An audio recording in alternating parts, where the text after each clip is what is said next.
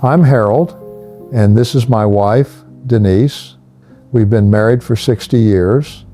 And I need to tell you something right now before you click away or skip ahead. What we're about to share with you, we wish someone had told us on our wedding day back in 1964. These aren't small things. These are the mistakes that almost broke us. And if you're in a relationship or thinking about one, you need to hear this. When Harold says almost broke us, he means it. There were years, honestly, where I wasn't sure we'd make it to our next anniversary. And looking at us now, sitting here together, people assume it's been smooth. They see 60 years and think we figured it out early. We didn't. We made mistakes that cost us time, closeness, things we can't get back, but we learned, and that's why we're here. Mistake number one, keeping score of who does more. For the first 15 years of our marriage, I kept a mental list. I took out the trash, I mowed the lawn, I fixed things around the house. And every time Denise asked me to help with something else, I'd think, what about everything I already do? I never said it out loud, not directly, but she felt it. The resentment was there, sitting between us like a wall. And I kept my own list. I cooked every single meal. I raised our 3 kids, managed their schedules, stayed up with them when they were sick. I cleaned, I organized, I remembered every birthday and anniversary for both our families. And when Harold would come home and complain about being tired, I wanted to scream, but I didn't. I just added it to my list of all the ways I was doing more, caring more, trying more. It poisoned us, because marriage isn't a transaction. It's not about making sure everything's 50-50 down to the last dish washed or diaper changed. Some seasons, one person carries more. When I had that injury back in 1983 and couldn't work for 4 months, Denise carried everything. She worked double shifts as a nurse, came home, took care of me, took care of the kids.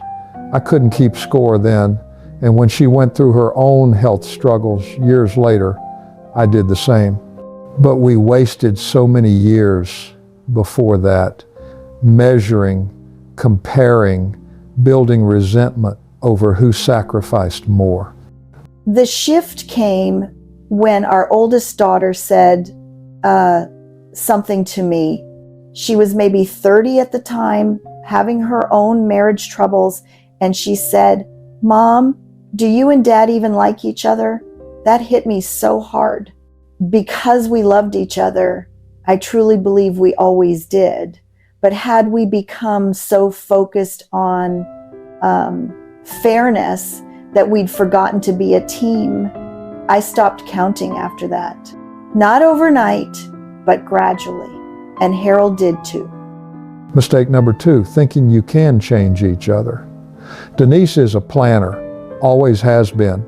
She makes lists, she schedules everything she needs to know what's happening 3 weeks from now. I'm not like that. I've always been more spontaneous, more go with the flow. And for years, decades really, we fought about this. She'd get frustrated that I wouldn't commit to plans, and I'd get frustrated that she couldn't just relax and be in the moment. I thought if I just explained it the right way, or if I got upset enough, Harold would understand why planning mattered, and he'd change. I'd say things like, "Why can't you just be more organized?" And he'd say things like, "Why can't you just loosen up?" We were trying to turn each other into different people, and it doesn't work. It just makes both people feel inadequate and misunderstood. What finally changed was accepting that Denise's planning isn't a flaw, it's how she moves through the world. It gives her security.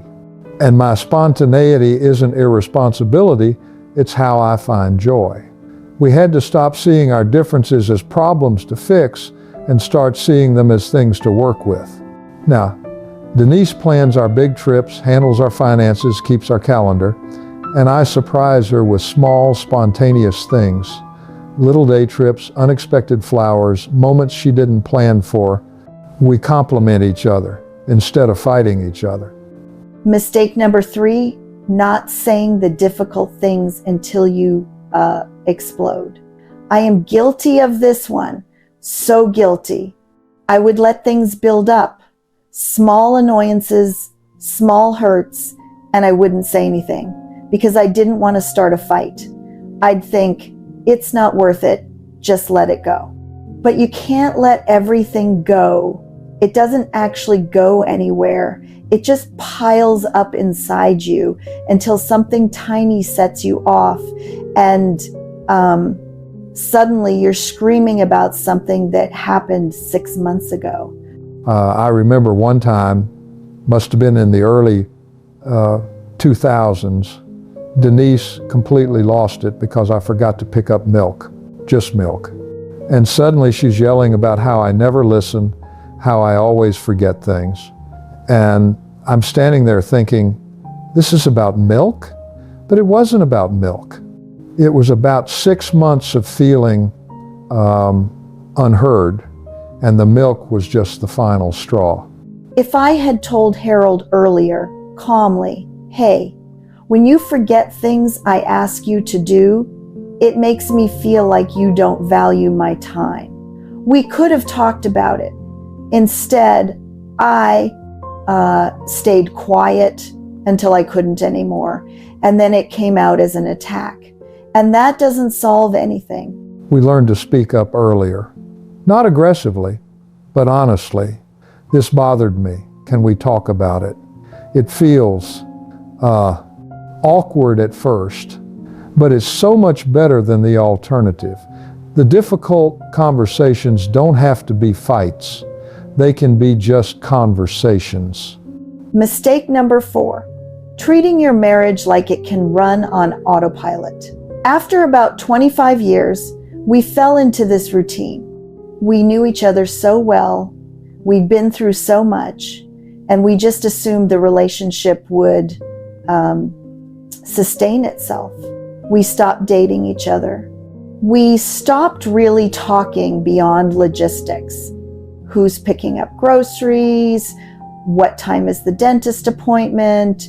Did you pay the electric bill? We became roommates who occasionally slept together. And the scary thing